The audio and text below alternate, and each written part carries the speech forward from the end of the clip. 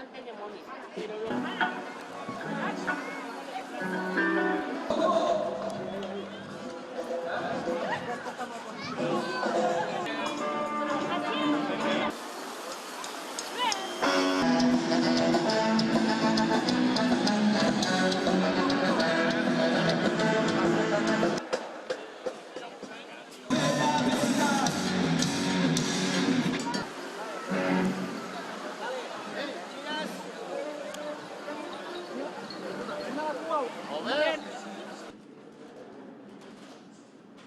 pero al regidor de Cultura Vicent Sales, en segon lloc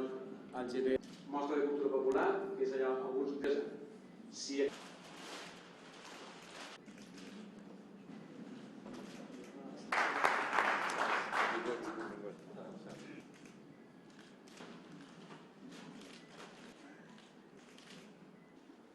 i en darrer lloc, evidentment, doncs a l'Ajuntament de Castelló